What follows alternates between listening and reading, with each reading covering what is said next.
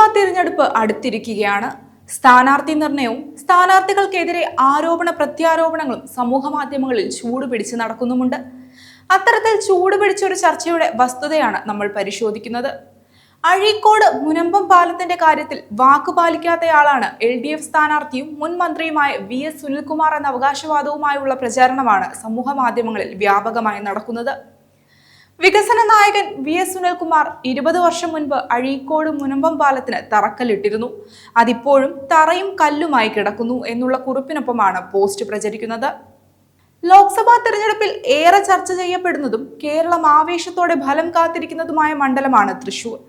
അവിടെ BJPക്ക് വേണ്ടി നടനും മുൻ രാജ്യസഭാ MPയുമായ സുരേഷ് ഗോപിയും UDF സ്ഥാനാർത്ഥിയായി K മുരളീധരനും LDFിനു വേണ്ടി മുൻ മന്ത്രി VS സുനിൽകുമാറുമാണ് ജനവിധി തേടുന്നത്.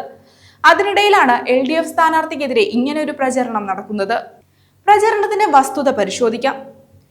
പബ്ലിക് റിലേഷൻസ് വിഭാഗം നൽകുന്ന വിവരങ്ങൾ പ്രകാരം 2011 ഫെബ്രുവരി 26-നാണ് രണ്ട് തീരദേശങ്ങളെ തമ്മിൽ കൂട്ടിമുട്ടിക്കുന്ന പാലത്തിന്റെ ശിലാസ്ഥാപനം നടന്നതെന്ന് വ്യക്തമാക്കുന്നു. കയ്പമംഗലം മണ്ഡലത്തിലെ ജനങ്ങളുടെ പ്രധാന ആവശ്യങ്ങളിലൊന്നാണ് അഴീക്കോട് മുനമ്പം പാലം. ഈ പദ്ധതി യാഥാർത്ഥ്യമാകുന്നതോടെ എറണാകുളം ജില്ലയിൽ നിന്ന് തൃശൂർ ജില്ലയിലേക്കുള്ള എളുപ്പമാർഗമാകും ഈ പാലം.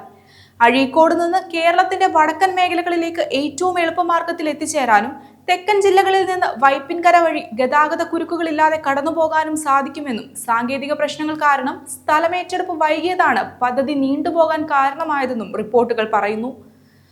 പാലത്തിന്റെ ശിലാസ്ഥാപനവുമായി ബന്ധപ്പെട്ട റിപ്പോർട്ടുകൾ പ്രകാരം 2011 ഫെബ്രുവരിയിൽ ധനകാര്യമന്ത്രിയായിരുന്ന തോമസ് ഐസക്കാണ് പാലത്തിന്റെ ശിലാസ്ഥാപനം നിർവഹിച്ചതെന്ന് വ്യക്തമാകുന്നു.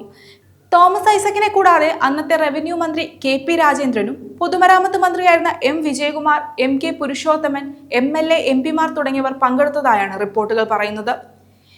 ഏറ്റവും പുതിയ വിവരങ്ങൾ പ്രകാരം അഴീക്കോട് മുനമ്പം പാലത്തിന്റെ നിർമ്മാണം 28% പൂർത്തിയായി. അപ്രോച്ച് റോഡ് ഉൾപ്പെടെ 1123 മീറ്റർ നീളവും 15.7 മീറ്റർ വീതിയുമാണ് പാലത്തിനുള്ളത്. ചേർത്തല പൊന്നാനി ഇടനാഴിയിലെ ഏറ്റവും വലിയ പാലമാണിത്. 1.5 മീറ്റർ നടപ്പാതയും 1.8 മീറ്റർ സൈക്കിൾ ട്രാക്കും ഉൾപ്പെടെ ഒരുക്കിയിട്ടുള്ള പാലം നിർമ്മാണത്തിന് നൂതന സാങ്കേതിക വിദ്യയാണ് ഉപയോഗിക്കുന്നത്.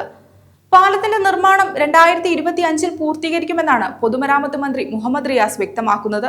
അഴീക്കോട് മുനമ്പം പാലം നിർമ്മിക്കുമെന്ന് 2003-ൽ അന്നത്തെ കോൺഗ്രസ് സർക്കാരാണ് പ്രഖ്യാപിച്ചത്.